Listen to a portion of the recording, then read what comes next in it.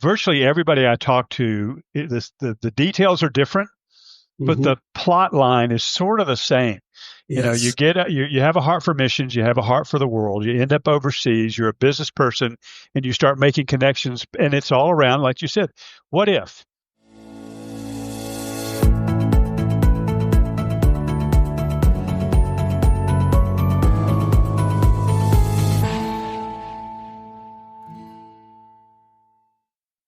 Well, welcome to another episode of the Business as Mission podcast. I'm here with my roommate, Aubrey Tozer from Canada. There's a story there, but Aubrey, first of all, welcome to the show.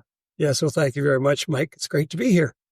So Aubrey and I, we have been great friends and never met each other. She says we've known about each other for years. We've run in the same circles, but at different times. And finally, we got connected through, I guess it was Carrie Ann Ballantyne who introduced us, the BAM Canada leader, and you're like one of the founders and leaders of that. But we finally actually met up in person recently in Cameroon, in Yaoundé, and he was my roommate or my flatmate. We had an apartment together in the city. We were there for the second annual BAM Cameroon conference, so it was great to get to know you. So Aubrey, as I mentioned to you before, kind of just a series of very simple questions, and you take it where God leads you. But give us a little bit of background on who you are and how God led you into this BAM journey that we're all still making up as we go. He knows the answers, but we're learning it kind of one step at a time. So how did that pan out for you? Yeah, sure. Well, first of all, I'm a very proud Canadian. And so I'm living just outside of Toronto. And I've lived in this part of the world in Canada and in Ontario all of my life. But I spent a number of years working in corporate Canada, and really had a faith and work type of perspective. I worked in agribusiness, worked in finance, financial services, and IT, and org design, that type of thing. And it was really back in 2011, 2012 when I had the opportunity to go and do an exploratory visit in Southern Africa with some business friends.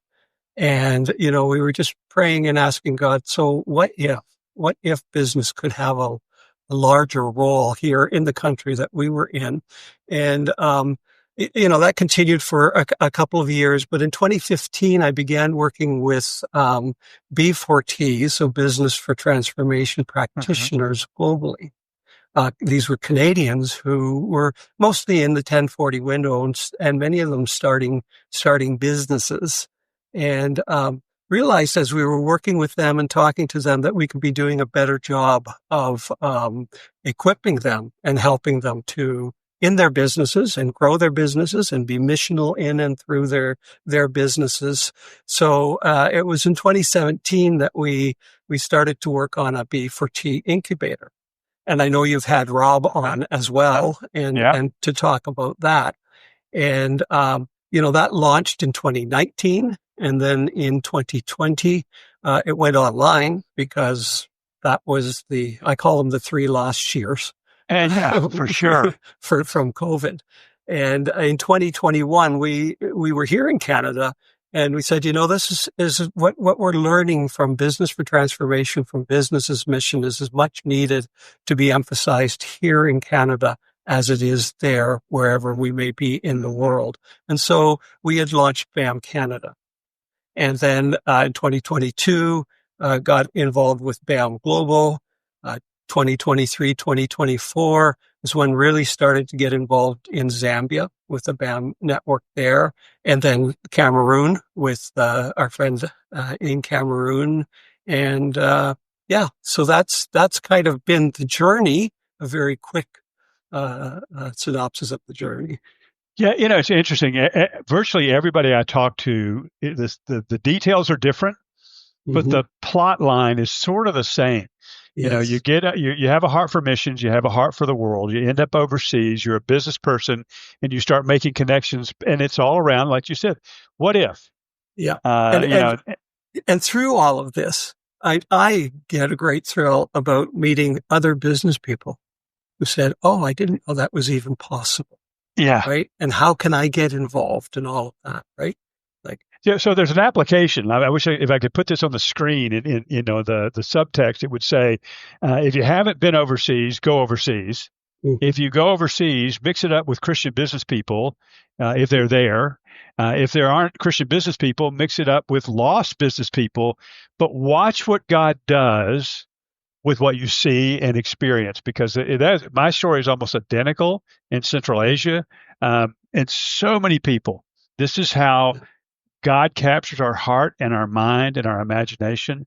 And now when I hear about, you're talking already, there's a BAM network in Cameroon, there's a BAM network in Zambia, there's, BAM Canada, there's BAM USA, there's BAM UK, and of course there's the sort of that they like to describe themselves, the network of networks, BAM Global. They don't control any of this. It's not an organization. It really is a network. But watching this become a truly global, a worldwide movement in the last 30 years has just been stunning. Yes. So. Well, Mike, what you're saying is so important about go. Just go and experience it, because I have every confidence that you, with God and Him speaking into you as you go and you get involved somewhere. Because I often get that question, well, how can I get involved? And, business is so big. There's so many different aspects to it. Just go. And I have every confidence that God will lead you and that you will discover that for yourself. Yeah, absolutely right. And it is interesting when Jesus was talking about the harvest field being, ripe and ripening and ready. He said, lift up your eyes, and, see. And I think that's the biblical basis of, go take a look, and God will show you what you need to see. Yeah. I have a friend who talks about that, and he talks about, see the field, but even the field. When was this? This was before the crop was even grown. So it's about seeing something before the crop is even grown, and maybe it's just rough soil. And so we talk about the hard places, and maybe it's something that's just starting in those hard places. And I thought, oh, that's an amazing, way to look at that scripture verse. Totally. That's beautiful. And I love that. And again, to encourage our listeners, some of you, most of you are connected with Business's mission in some way, but not all of you. Maybe this particular episode dropped into your lap by divine providence, and God is speaking to you and saying, hey, you know what? You need to do what Mike did. You need to do what Aubrey did, and just go. And then see what God does. That's what matters. It's not what you do. It's what He does. And the only guarantee I can give you is whatever He does is amazing. It's always, there's a scripture in the old King James that says from the Psalms, He only does wonderful things. And, it's just like, and some say, well, He alone does what? No, I think He only does wonderful things. It's the correct translation, and it's powerful. So Aubrey, you've seen so much out there, but, a couple of things that we saw together, and then your recent trip you took. Tell us about what you saw. I did a travel cast on the Cameroon trip that is coming out to our listeners and our viewers in the next couple of weeks, I think. But you saw things there. You were there before me. You were there a year before me, and you knew our mutual friend, and you already knew what was going on. You came back. You did it again. What do you see happening? And for those who are not familiar, as many, it turns out, Americans certainly are not, and maybe Canadians too, with Cameroon, that is West Africa. The opposite side of the country from Kenya, which is the one place seems like every Christian in the world knows. But there's Cameroon, a former French colony with a little British influence because they ended up picking up part of Nigeria when it got its independence. It was English. It's a fascinating country. There's freedom of religion. There's some persecution, but not terrible. There's not a lot of radicalism or terror, but there's some. But I wanted you tell them about Cameroon. Tell them what you saw there, because you know a lot more about it than I do. Yeah, well, like you said, I was there, earlier on, like just a year before, right? And the thing that impresses me is the people who are leading it there are people. I've been able to coach our friend in who he needs to involve, and it's amazing how God has opened the doors, and He's already doing something in Cameroon. And there were already some people that were there, and just connecting some of the others. And you met some of the leaders that were there. Yeah. And they've just come together, and like they're collaborating on this. Like they're already doing some work, but they're seeing, there's some things that we could be working on together that would benefit the work that we're already doing. It's not like they're quitting the work that they're doing. They're still doing that, but it helps the whole ecosystem to evolve, right? And I just see the excitement that's there, and the excitement for in the country and what it could mean for the country of Cameroon as they wrestle with, as we all, on a business and employment, and how can they, they're well educated, but there just aren't the same kinds of jobs, and that we might have here in North America or other countries, right? And so they're looking and saying, well, but God's given us the creativity. We can maybe create those. We can be involved with God, and it's God moving in the economic space. And so they've involved these different agencies. They've involved academia.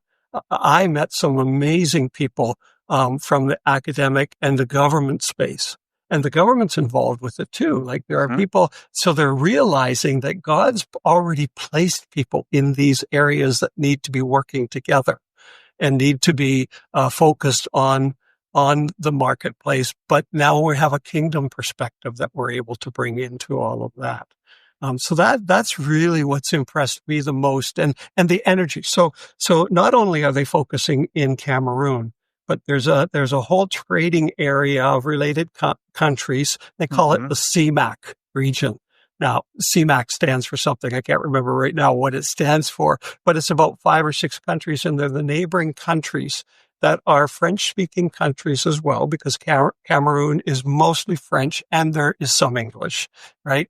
But as they're going out, and as they're already going out and doing their other work, they're having some other sessions that is introducing business as mission to those other countries as well. Yeah. So it is both here and there, and I love the Jerusalem, Judea, Samaria, and the outermost parts of the world. But Jerusalem, wasn't even where they lived. They came from Galilee, right, into Jerusalem. So they already have a kind of ascending, and there's more that we can do both here and there. And I've been talking a lot about a here and a there. Same thing in Canada.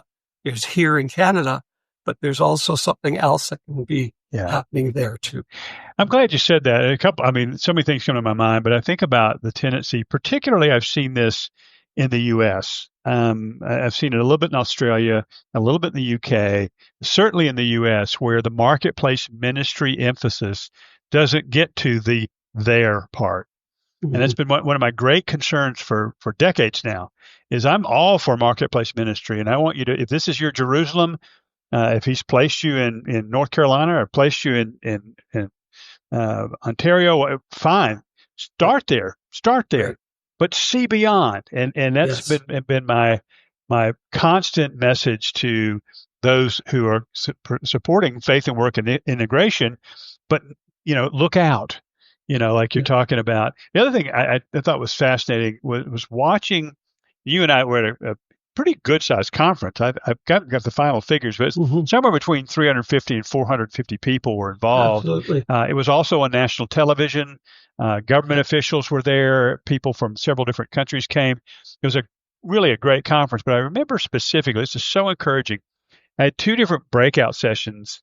One was with Cameroon, primarily Cameroonian entrepreneurs, and it was on missional capital, which is, money to fund your business, right? Well, usually when I'm in a breakout like that, all I hear is gimme, gimme, gimme, gimme, gimme. Mm-hmm. And in this one, this group said, let's get something straight. We don't want your money.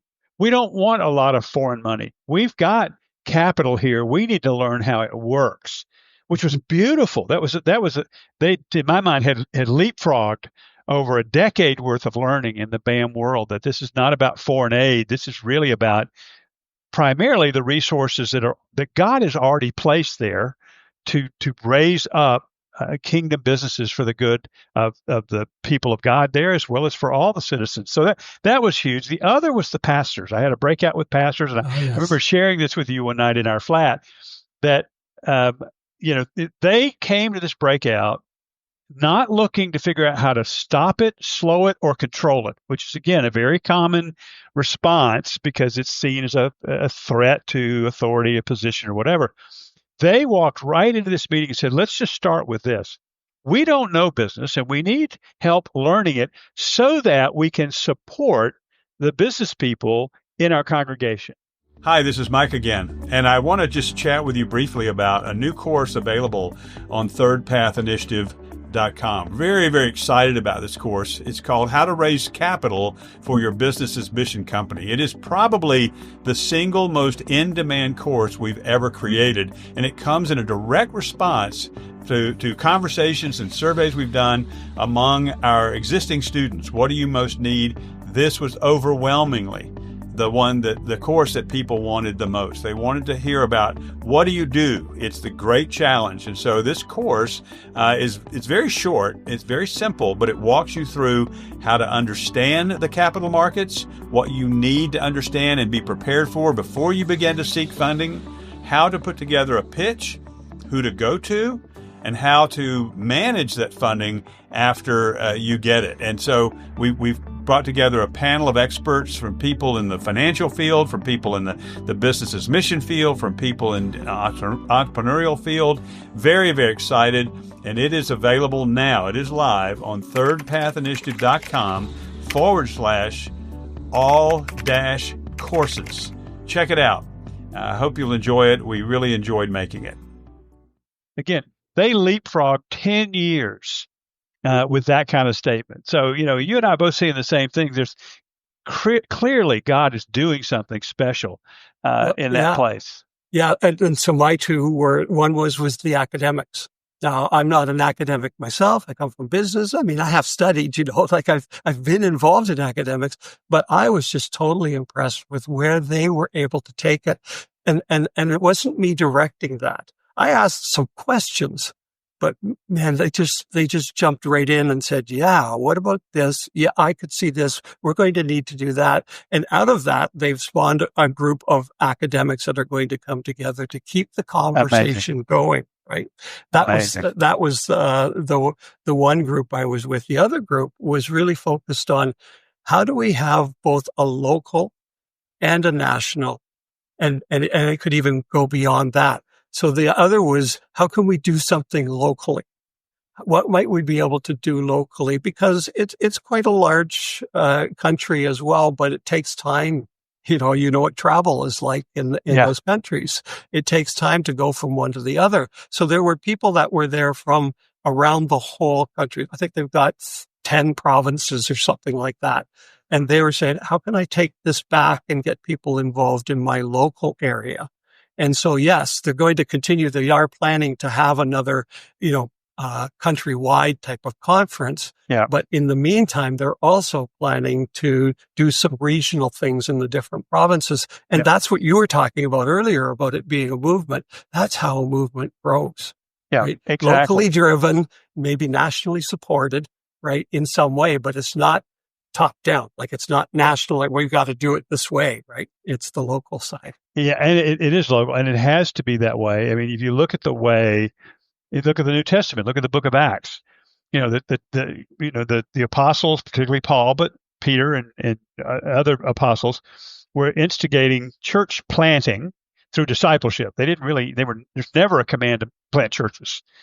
The command is to make disciples. And as you and I talked about together, what do disciples do? Well, they want to gather. Well, what is a gathering of disciples? Well, it's a church. So obviously church is the outcome, but they had this thing where clearly, they out of that local, but lots of local, the world was turned upside down. And I think that's what we're going to see in Cameroon as well. So, all right. So we could, again, each country we could talk about forever, but I want to talk about another country. So, yeah, Mike, can I just add to that? Because I'm learning from them as well, around the local and the national. Because as you know, in Canada here, So, while we have this BAM Canada, most of our population lives right along, right next door to you, right? Yep. In the United States there.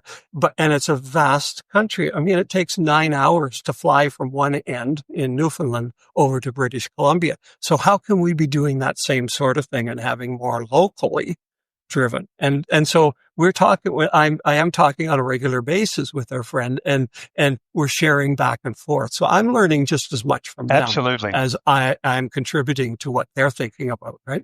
Yeah, and that's well said. And I know I came away thinking the same thing. It sounds like a bumper sticker to say we received more than we gave, but the truth is we received more than we gave. Yes. Because that God is working, and there's this mutual learning. It's a wonderful mutual, very high level respect among us, the group that was there. I felt like so. Okay, so next country, I'm going to describe it as a large Caribbean nation. You can be more specific if you like, but you barely got home from Cameroon, enough to turn around, probably wash your socks, and then you headed back out to this other country. And it's a country that most people don't know much about, number one, at least America, U.S. citizens don't know much about. But there's also a lot happening there spiritually that most of the church is not hearing about. So tell us a little bit about that trip and the level of detail and specificity you're comfortable with. Yeah, so I was invited to come and just introduce business as mission. And, the whole aspect of business as mission, which included some tent making, global professional type of thing, because they are already sending people. The church there, I don't know if people know that they're sending people out from that country to other countries as well. And so we talked about that. We talked about what missional business is all about. There were about, 35 or 40 that were there. And some of them, probably 3/4 of them would have been pastors of their local churches. And they're not churches like we would see in our countries. In fact, I came away really from that, really understanding more about their, let me call it a missionary heart for where they are. So church planting in that country is not like church planting that we think about it here. In fact, many people who visit only visit the main city. And if you were to visit the churches there, and the worship was amazing, and you'd visit the churches and you say, oh, wow, the church is just flourishing here. And you might think that is exactly the same as what we are experiencing, right?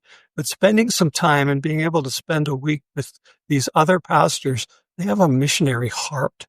And they're in places where you wouldn't necessarily even see the church building. It's much like, some of the other countries that we're in. You wouldn't see a church building. It's very small, but they have that missionary heart. And so I met a couple of people there who business is just something they have to do. Like they need it to survive. And I would say there's one in particular that, I'm going to work with to try to get some kind of a video around telling his story. But it's this great, construction. They're doing, some great cement work, basically. And that's the business, but they're meeting all kinds of people in the community. They're contributing. They're meeting people in the government because they do such quality work. And it's providing for the employees that are there.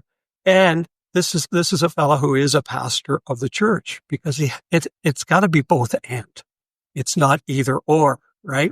But that was the biggest thing I came away with, was just, that's a missionary heart. Right. And they're there, seeing the kingdom expanded, meeting real needs of people, which employment is a big need in this country.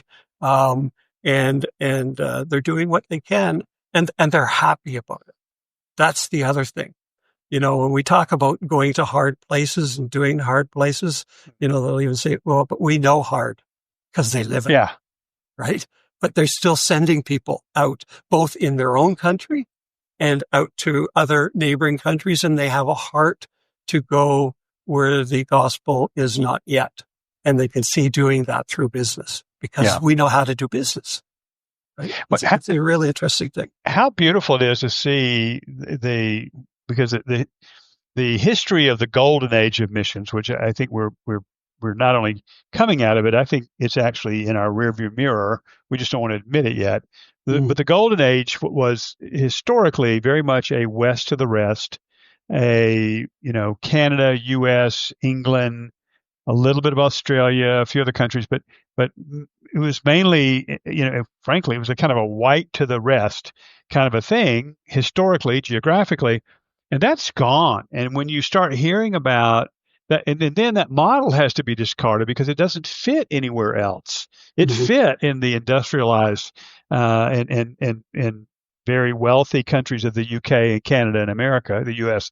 And so you look at this, and you say, all right, so God is raising up a different people, a different model, but it's still about the world. It's a different way to get there. I think it's going to be more effective. I think it's going to be more impactful. Yeah. Yeah. And I think, in the business mission space, we talk a lot about the quadruple bottom line.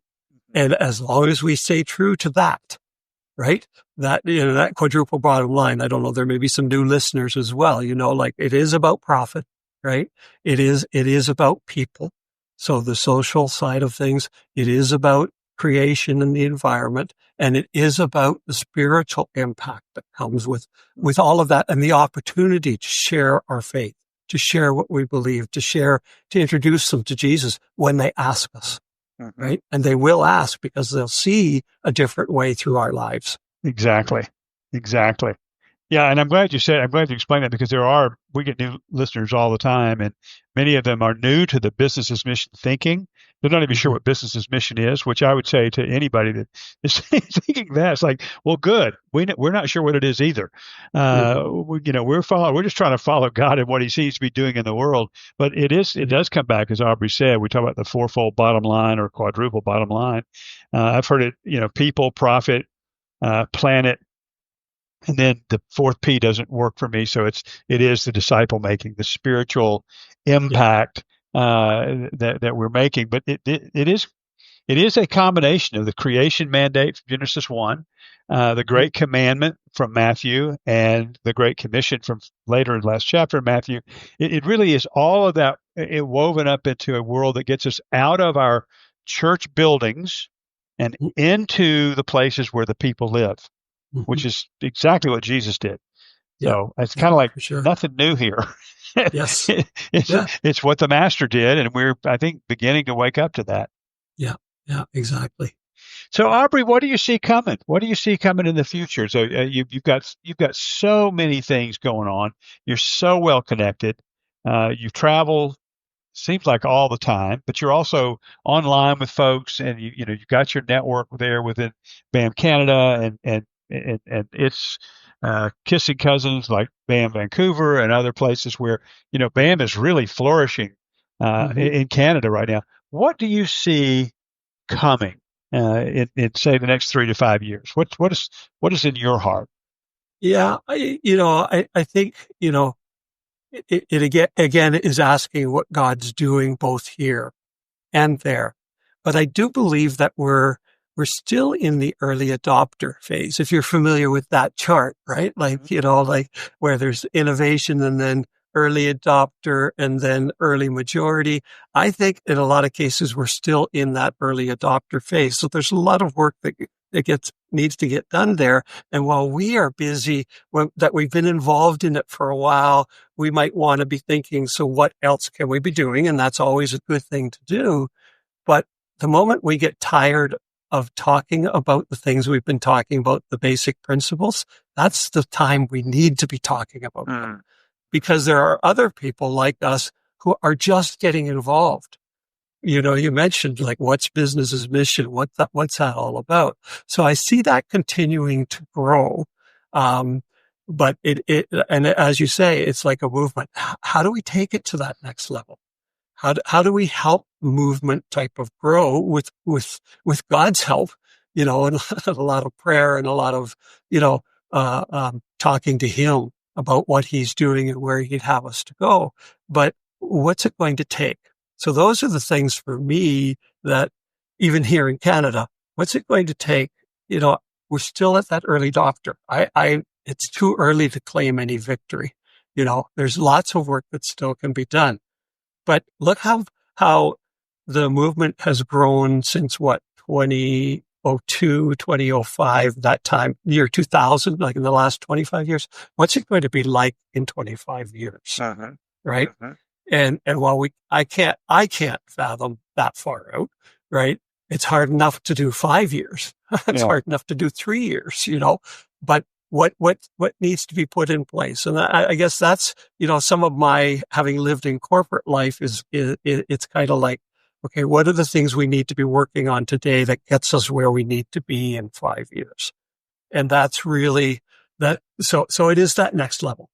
And, I like what you said. I think back to when I first got involved in the early 90s, and it was certainly not a movement at that point in time. It was more of a kind of a one-off strategy here or there to reach the unreached.